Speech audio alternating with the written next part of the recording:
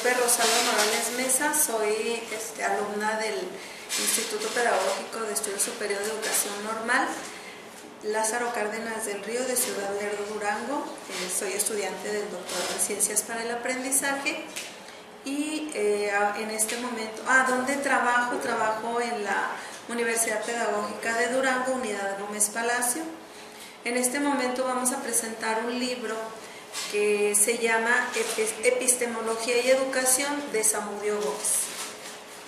Iniciaríamos tratando de clarificar qué es la epistemología. De acuerdo a este autor, es la rama de la filosofía cuyo objeto de estudio es el conocimiento. Lo aborda desde una visión epistémica en relación a la verdad, el saber, a través de un análisis y una reflexión y una forma de racionalidad, una manera de pensar, un saber acerca del saber. Es la dimensión de la filosofía que se aboca a la investigación científica y su producto, que sería el conocimiento científico. En esta misma postura hay una reflexión sobre la ciencia entrando a la metaciencia, aunque uno de los autores que se analiza en este texto, que es Blanchet, nos dice que solo la practican los sabios especializados. Y algunos de los cuestionamientos que se hacen para saber lo que sería la epistemología son cómo se llega al conocimiento científico, por qué se han concebido las cosas como son y no de otra manera, qué factores de toda índole posibilitan el logro de determinados conocimientos, cómo se han ido estructurando los conocimientos de las diversas ciencias, qué puntos en común y qué derivaciones se han ido dando en los diferentes campos del conocimiento, entre muchas otras más. También dentro de este mismo proceso epistemológico hay varias relaciones precisamente de la epistemología con la teoría de las ciencias, con la filosofía de las ciencias, con la metodología y con la ciencia del hombre, en donde la epistemología se distingue de la historia de las ciencias en que ésta es en sí misma un medio y no un fin. Su finalidad es distinguir, gracias a los datos que le proporciona el estudio del pasado, los elementos que han contribuido a la formación de la ciencia y del ideal científico. El conocimiento racional lo aborda como una presciencia, un racionalismo ordenado de las cosas y un empirismo del orden de las cosas. En este sentido, pues la epistemología nos permite entender los principios y fundamentos, la historicidad y los métodos del conocimiento humano, el cual responde a una visión epistémica acorde al análisis, a la reflexión de una realidad, de un saber, de un análisis filosófico encauzado al conocimiento científico, en donde nos queda claro entonces qué es el conocimiento, que nos lleva al saber filosófico, pero dentro de la objetividad científica o la filosofía científica y la historicidad, que retomamos nuevamente el conocimiento, pero ya el conocimiento en un sentido epistemológico, que es el que sugiere que abordemos de una manera más precisa. También retoma en este texto algo muy importante, que es la historia de la epistemología, y maneja varios elementos, entre ellos varias etapas. Entre ellas está el periodo clásico, que se extiende desde Platón a Russell, o sea que esto no es nuevo, esto es desde los inicios de nuestra existencia. Y más adelante, después de este proceso, surge el Círculo de Viena, que el Círculo de Viena es formado por matemáticos, lógicos, filosóficos, historiadores, científicos naturales y sociales. Entre algunos de los autores que conformaban este círculo están Moritz, Carnap, Kraft, Popper, y pues este círculo duró menos de una década. Sin embargo, fue muy influyente. ¿En qué consistía? En que se reunían precisamente hablar de la ciencia, hablar qué era lo que estaba sucediendo, trataban de explicar todos los cuestionamientos que yo les daba al inicio, se reunían cada semana y lo hacían en Viena, por eso se llamaba el Círculo de Viena. Y duró 10 años y tuvo mucha influencia en todo el mundo para que los análisis que ahí se hacían. Desafortunadamente solamente duró 10 años y se disolvió con la anexión de Austria a Alemania. Después maneja lo que serían las ramas de la epistemología.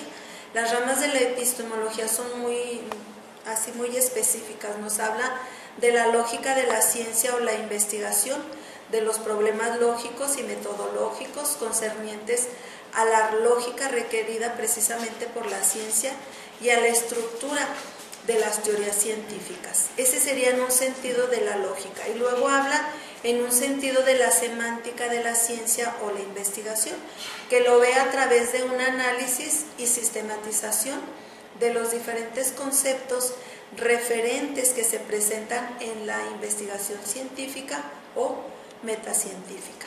Otro es la teoría del conocimiento científico. Otro maneja lo que es la metodología de la ciencia o estudio del método general de la investigación científica. Otro es la ontología de la ciencia o análisis y sistematización de los supuestos y resultados ontológicos, que estaríamos hablando de lo metafísico y de la investigación científica, en la investigación científica. También la axiología de la ciencia o el estudio de los sistemas de los valores de la comunidad científica, y por último lo aborda como una rama más la ética de la ciencia o investigación de las normas morales que cumplen o infringen los investigadores científicos. Entonces, como ven, son muchas ramas de estudio que nos llevan a comprender lo que es la epistemología. Y pues la situación no queda ahí, porque aparte de las ramas hay otras contribuciones del conocimiento que están en dos sentidos, que es el conocimiento del sentido común y el conocimiento del sentido práctico. Si se fijan, aquí ya estamos viendo las posturas que manejarían nuestro conocimiento científico. Y aquí indica que el conocimiento siempre se da en una dualidad de realidades, que estamos hablando de esto, del sentido común y del sentido científico. Mediante el conocimiento, la humanidad penetra las diversas áreas de la realidad, el tratar de comprender qué es lo que sucede en nuestra realidad. Y se tienen así 4 especies de consideraciones sobre la misma realidad, que es: el investigador se mueve en cada nivel de conocimiento, como son el conocimiento empírico, el conocimiento filosófico, el conocimiento científico y el conocimiento teológico. Se fijan cómo va especificando más cómo poder hacer este análisis. Y luego maneja varias posturas epistémicas frente a la situación del conocimiento del saber, entendiendo el saber humano, el saber cognitivo del pensamiento, a través de una tríada epistémica, que es la forma, el contenido y la validez, en un saber abierto, variable y adecuado a la sociedad. Sobre todo eso, tratar de comprender lo que sucede en nuestra sociedad. Algunos principios de la epistemología contemporánea de la ciencia lo vemos a través del falsacionismo de Popper, que es un filósofo muy importante del siglo XX, cuya tesis se reconoce como un realismo crítico. La ciencia se inicia con la observación porque es la que proporciona una base segura a partir de la cual se deriva un conocimiento. Y en este sentido de los principios de la epistemología manejamos lo que es la objetividad y la subjetividad del conocimiento, en donde todo conocimiento es objetivo y subjetivo a la vez y corresponde en mayor o menor medida a la realidad de donde se obtuvo, pero está impregnado de elementos subjetivos que intervienen en el acto cognoscitivo, como es la preparación profesional, el bagaje cultural, el lugar donde se encuentra el observador, los hábitos de la observación, la capacidad de atención, las diferencias de los órganos sensoriales, la capacidad del cerebro humano, entre muchas otras cosas más. Y pueden limitar, todo esto que acabo de mencionar puede limitar o facilitar el descubrimiento de la realidad objetiva, la cual existe independientemente de nuestra conciencia y nuestro conocimiento. También habla de diferentes posibilidades del conocimiento, entre las cuales está el dogmatismo como una posibilidad de acercarse al conocimiento. El escepticismo aquí nos aclara que mientras el dogmatismo considera la posibilidad de un contacto entre sujeto y objeto, tomando esta relación como un hecho comprensible, el escepticismo simplemente lo niega. Considera que el sujeto no puede aprender con H al objeto, es aprender con H, ese es lo que maneja él aquí. Y luego hablamos de lo que sería el subjetivismo y el relativismo. Asegura que hay una verdad, pero que esta verdad tiene una validez limitada, no hay ninguna verdad universalmente válida. Es limitada dependiendo del análisis, del estudio que se haga. Y luego maneja lo que es el pragmatismo, que avanza más allá de la simple negación y sustituye el concepto rechazado por uno nuevo acerca de la verdad. Según esto, el verdadero significado útil, valioso y alentador de la vida. Eso es lo que sugiere él aquí. Y luego maneja otro aspecto más, que es el criticismo.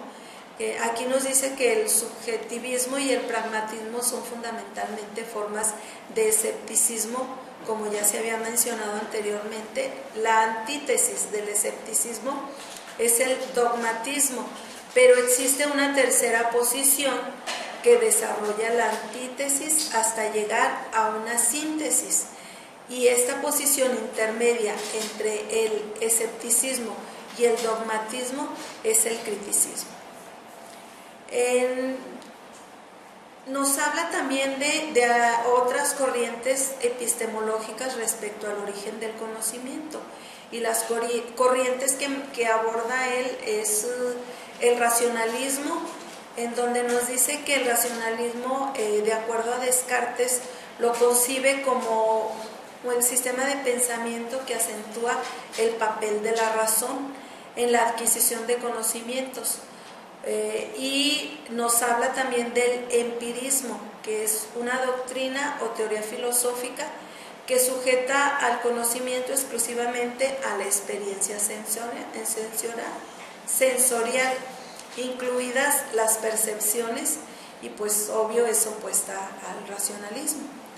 El intelectualismo, como una postura epistémica, como el racionalismo y el empirismo, son antagónicos, y cuando las discrepancias son evidentes existen intentos por conciliar a esta corriente, y ahí es donde hablamos del intelectualismo. Otra corriente más es el apriorismo.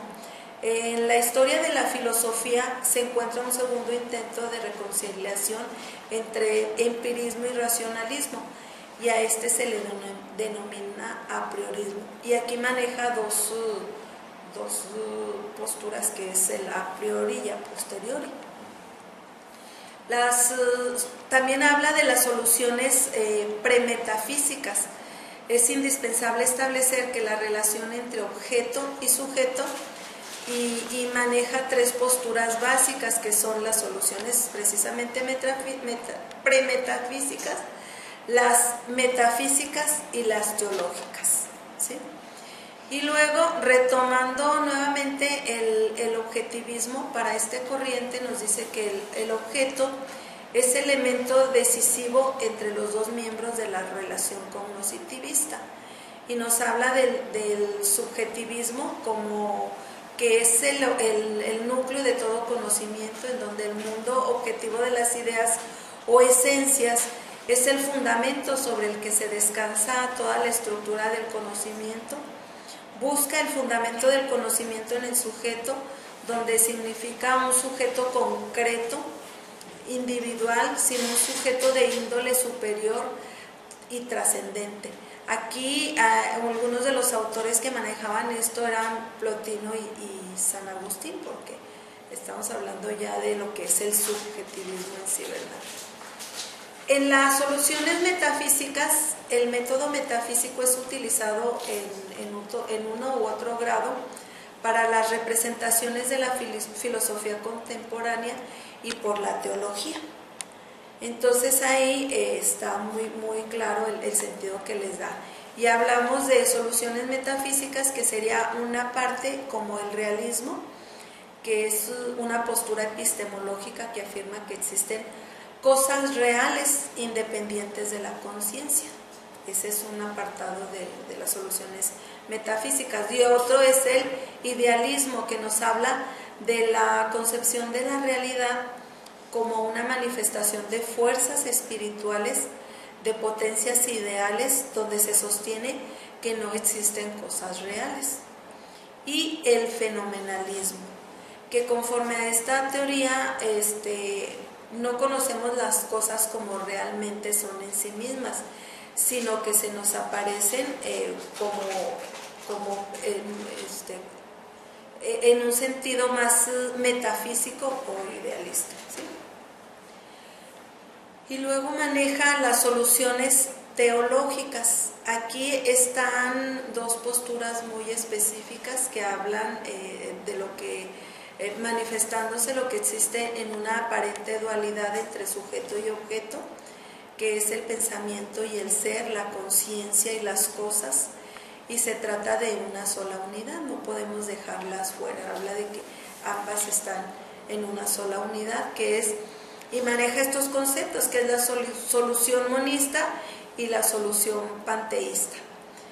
Aquí en estas dos nos maneja lo que sería la idea de la sustancia, con dos características que serían el pensamiento cognitivo y la extensión que representa el mundo material, que es el pensamiento en el mundo de las ideas o de la conciencia, cómo entendemos nosotros las cosas.